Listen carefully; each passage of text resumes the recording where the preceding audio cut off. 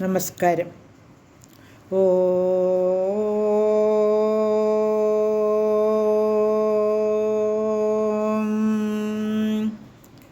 ഓ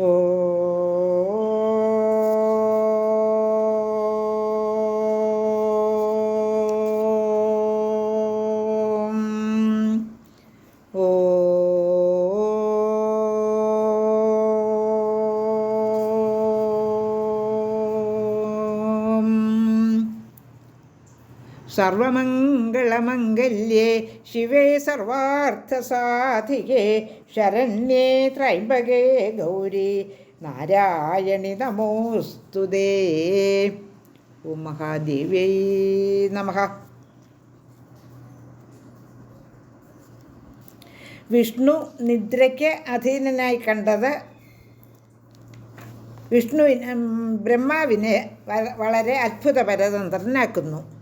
ഇപ്പോൾ ദേവിയെ സ്തുതിച്ച് വിഷ്ണുവിനെ ഉണർത്തിയിരിക്കുകയാണ്. അപ്പോൾ ബ്രഹ്മാവിന് അത്യധികം സന്തോഷമായി. ദേവി മുൻപിൽ പ്രത്യക്ഷപ്പെടുകയും ചെയ്തു. അപ്പോൾ ഈ കഥ കേട്ടിട്ട് ഋഷിമാർക്ക് സംശയം തോന്നിയിട്ട് സൂതനോട് ചോദിക്കുകയാണ്, ഇതെങ്ങനെയാണ് സംഭവിച്ചത്? ബ്രഹ്മ വിഷ്ണു മഹേശ്വരന്മാരല്ലേ എല്ലാറ്റിലും മീതെയുള്ളത്? പിന്നെ എങ്ങനെയാണ് വിഷ്ണുവിന് ഇങ്ങനെ സംഭവിച്ചത് എന്ന് സംശയം ചോദിക്കുന്നു. അത് ഞങ്ങളെ അത്ഭുതപ്പെടുത്തുന്നു, അതിൻ്റെ ഉത്തരവൊന്ന് പറഞ്ഞു തന്നാൽ കൊള്ളാമെന്ന് ഋഷിമാർ അപേക്ഷിക്കുമ്പോൾ സൂതൻ പറയുകയാണ് അതിന് ഉത്തരം. 12 തുടങ്ങി 22 വരെയുള്ള ശ്ലോകങ്ങൾ പാരായണം ചെയ്യാം. സൂത ഉവാച. ശ്ലോകം 12. ക സന്ദേഹം ഭിന്നത്യേനം ത്രൈലോക്യേ സചരാചരം മുഹ്യന്തി മുനയ കാമം ബ്രഹ്മപുത്ര സനാതനാഹ. ചരാചരാത്മകമായ ഈ ത്രൈലോക്യത്തിൽ ആര് ഈ സന്ദേഹം ഇല്ലാതാക്കും? ബ്രഹ്മപുത്രന്മാരും നിത്യന്മാരുമായ സനകാദി മുനിമാർ പോലും ഇക്കാര്യത്തിൽ അജ്ഞരാണ്. ശ്ലോകം 13. നാരദ കപിലച്ഛൈവ പ്രശ്നേസ്മിൻ മുനിസത്തമാഹ കിം ബ്രവീമി മഹാഭാഗാഹ ദുർഘടേസ്മിൻ വിമർശനേ. ഹേ മുനിശ്രേഷ്ഠന്മാരെ, നാരദനും കപിലനും ഈ കാര്യത്തിൽ അജ്ഞരാണ്. മഹാഭാഗന്മാരെ, ദുർഘടമായ ഈ പ്രശ്നത്തിൽ ഞാൻ എന്താണ് പറയുക? ശ്ലോകം 14. ദേവേഷു വിഷ്ണുകഥിത സർവഗഃ സർവപാലകഃ യതോ വിരാടിതം സർവം ഉൽപ്പന്നം സചരാചരം. സർവവ്യാപിയും സർവ സംരക്ഷകനുമാണ് ദേവശ്രേഷ്ഠനായ വിഷ്ണു എന്ന് പറയപ്പെടുന്നു. ചരാചരാത്മകമായ ഈ വിരാടുണ്ടായത് അദ്ദേഹത്തിൽ നിന്നാണ്. ശ്ലോകം 15. തേ സർവേ സമുപാസന്തേ നത്വാ ദേവം പരാത്പരം നാരായണം ഹൃഷീകേശം വാസുദേവം ജനാർദ്ദനം. നാരായണനും ഹൃഷീകേശനും വാസുദേവനും ജനാർദ്ദനനും പരാത്പരനുമായ ദേവനെ ദേവന്മാരെല്ലാം നമസ്കരിച്ച് ഉപാസിക്കുന്നു. ശ്ലോകം 16. തഥാ കേചിന്മഹാദേവം ശങ്കരം ശശിശേഖരം ത്രിനേത്രം പഞ്ചവക്ത്രം ശൂലപാണിം വൃഷധ്വജം.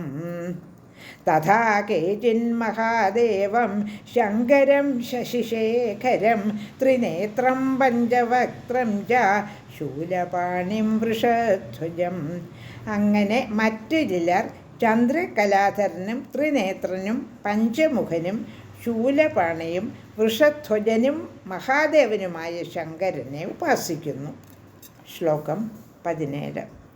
തഥാ വേദേഷു സർവേഷു ഗീതം നാംനാ ത്രിയംബകം കപർദിനം പഞ്ചവക്ത്രം ഗൗരീദേഹാർത്ഥധാരിണം.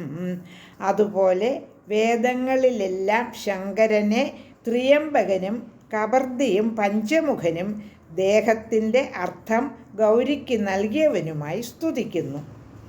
ശ്ലോകം 18. കൈലാസവാസനിരതം സർവശക്തിസമന്വിതം ഭൂതവൃന്ദയുതം ദേവം ദക്ഷയജ്ഞവിഘാതകം. സദാ കൈലാസത്തിൽ വസിക്കുന്നവനും സർവശക്തനും ഭൂതഗണങ്ങളോടുകൂടിയവനും ദക്ഷൻ്റെ യജ്ഞത്തെ ധ്വംസിച്ചവനുമാണ് ആ ദേവൻ. ശ്ലോകം 19.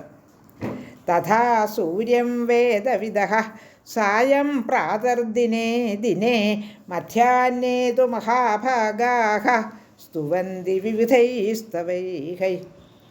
അപ്രകാരം വേദവിത്തുകൾ കാലത്തും ഉച്ചയ്ക്കും വൈകിട്ടും പലതരത്തിലുള്ള സ്തുതികൾ കൊണ്ട് ഹേ മഹാഭാഗന്മാരെ സൂര്യനെ ഉപാസിക്കുന്നു.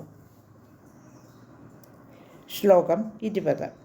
യഥാ വേദേഷു സർവേഷു സൂര്യോപാസനമുത്തമം പരമാത്മേതി വിഖ്യാതം നാമ തസ്യ മഹാത്മനഃ.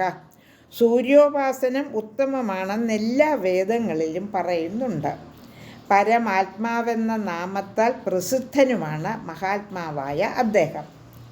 ശ്ലോകം 21. അഗ്നി സർവത്ര വേദേഷു സംസ്തുതോ വേദവിത്തമൈഹൈ ഇന്ദ്രച്ഛാപി ത്രിലോകേശോ വരുണച്ഛ തഥാ പരഃ. വേദങ്ങളിലെല്ലാം വേദപണ്ഡിതന്മാർ അഗ്നിയെ സ്തുതിക്കുന്നു. അതുപോലെ ത്രിലോകനാഥനായ ഇന്ദ്രനെയും ദേവശ്രേഷ്ഠനായ വരുണനെയും സ്തുതിക്കുന്നുണ്ട്. ശ്ലോകം 22. യഥാ ഗംഗാപ്രവാഹൈച്ഛ ബഹുഭിഃ പരിവർത്തതേ തഥൈവ സർവദേവേഷു വിഷ്ണു പ്രോക്തോ മഹർഷിഭിഃ. എങ്ങനെയാണോ ഗംഗ വിവിധ പ്രവാഹങ്ങളിലൂടെ വിവിധ രൂപത്തിൽ അറിയപ്പെടുന്നത്, അതുപോലെ വിഷ്ണു തന്നെയാണ് വിവിധ ദേവരൂപങ്ങളിലൂടെ പ്രകാശിക്കപ്പെടുന്നത് എന്ന് മഹർഷിമാർ പറഞ്ഞിട്ടുണ്ട്. 22 ശ്ലോകങ്ങൾ പാരായണം ചെയ്തു. ദേവീ ഭാഗവതം അധ്യായം 8. ലോകാ സമസ്ത സുഖിനോ ഭവന്തു.